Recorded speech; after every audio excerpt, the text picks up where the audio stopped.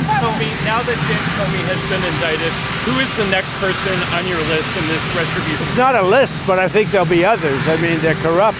These were corrupt, radical left Democrats. Because Comey essentially was he was worse than a Democrat. Former FBI chief, who was fired during the first Trump term, you'll remember, is now accused of lying to Congress and obstructing a congressional investigation.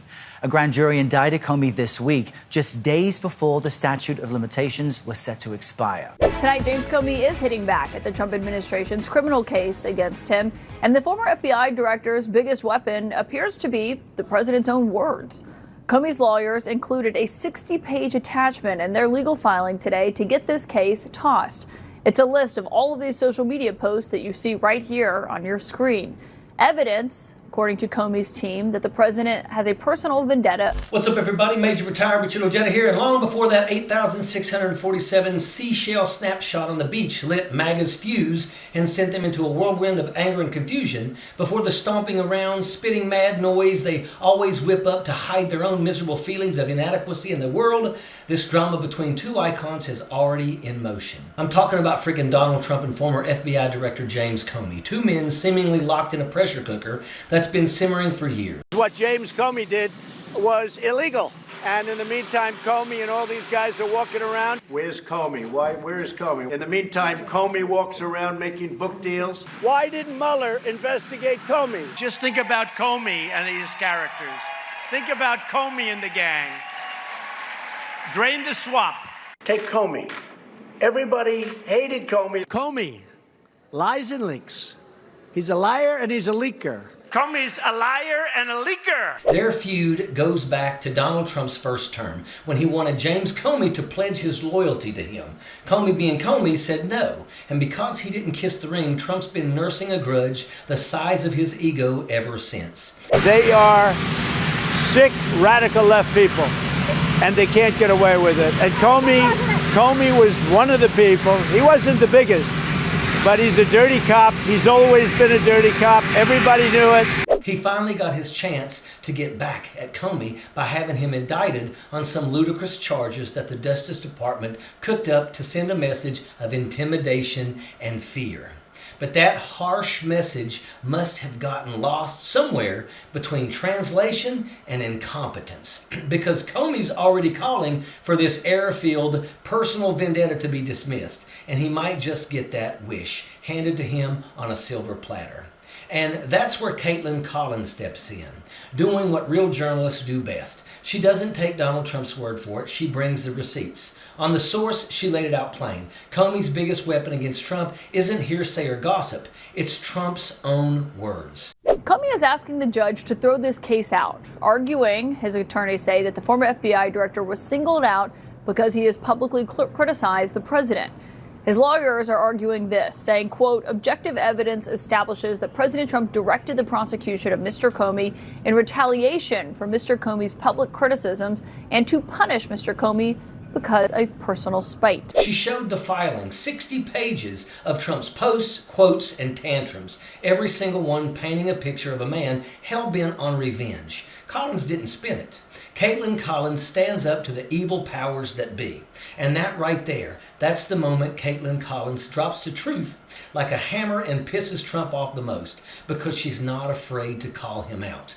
And don't just take my word for it. If you think I'm exaggerating, listen to Jon Stewart. Yeah, that Jon Stewart. Because on his show, they asked him straight up, should reporters be able to insult Trump when he insults them? And you know what? Hell yeah, they should. When Trump insults a reporter, do you think they should insult him back? Ooh, do like a rap battle, like the Dozens. Like, tell that to your cankles. Hey, you can remove me like you can't remove excess fluid subcutaneously. Boom. Roasted. I want to see a real burn. Like, I want to hear them be like, and follow up. Are you a little baby? Oh, are you going to cry? I think Kaitlan Collins has it in her. Kaitlan Collins is the only one. I actually think she's the only one that even they aren't quite sure what to do with. Yeah. Because she's always just like matter of fact, like, because you did say 2.5 weeks ago, and I think I've got the quote right here, and they're all like, what are you doing homework? Why are you trying to make us all look bad? Can you imagine the tantrums that would send Donnie Boy over the edge? That's exactly what Trump needs. Someone like Kaitlan Collins who'll stand up and say, we all know you're absolutely full of it. Because the truth is, he only understands one language. So maybe it's time we give him some of his own rotten medicine to see if he likes it. If he can't handle facts, maybe he'll understand it better as a cartoon sketch. You know, kind of like his daily intelligence briefings. Yeah, Stewart's panel seemed to be calling for a showdown, and people want a reckoning. They're tired of being dragged through the mud, tired of watching their finances dry up, their 401ks tank, and the price of food climb through the roof while the same politicians keep pointing fingers. There's a ceasefire hanging by a thread. Russia's out here running nuclear drills like it's a Cold War all over again. And here at home, the government's on the verge of collapse because Republicans are on paid vacation while millions of Americans got the notice that their SNAP benefits were on hold for the month of November.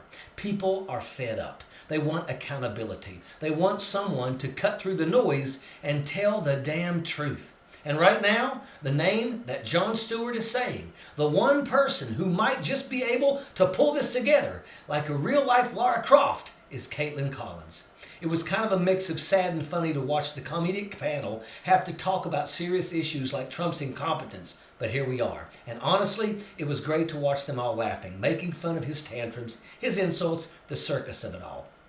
But underneath the comedy, Jon Stewart said what everyone's been thinking. Kaitlan Collins is the one who walked right up to that podium and put little Miss Can't Be Wrong, Caroline Leavitt, and her cross and a lie routine in her place. That's what Americans want to see. That's what we need to see. Someone cutting through the noise and standing for the truth. Stewart, in his usual brilliant way, is holding up a mirror and saying, look at what we've become. People are sick of the grift, sick of the lies. While at home, families are getting crushed under rent and groceries. Abroad, chaos spreads. Bombing boats in Venezuela, invading sovereign nations, turning our military against itself. We've gone from a respected world leader to the punchline of the planet. And you know where all of this leads us back to? It's the same damn thing we started with. Truth versus corruption.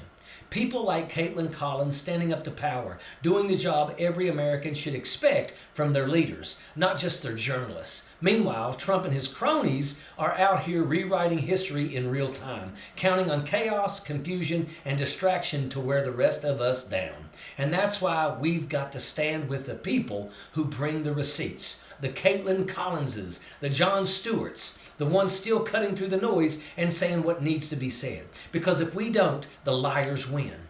It's that simple. And if you've got people in your life who keep dragging you into their ignorance, who refuse to see what's right in front of them, well, you've got to let them go. What you have to say, by all means, cut ties. Because you don't need that kind of bullshit drama in your life. If they refuse to wake up and see the writing on the wall that's right in front of them, even though they're read at a third grade level, hey, if they won't change, then be done with them. Make no mistakes about it. Your life will be better if you're not too busy wasting your time on people who think they're better than others because of the color of their skin. The truth is, they're beneath every single one of us. And that is an absolute fact. Sappers clear the way, airborne all the way.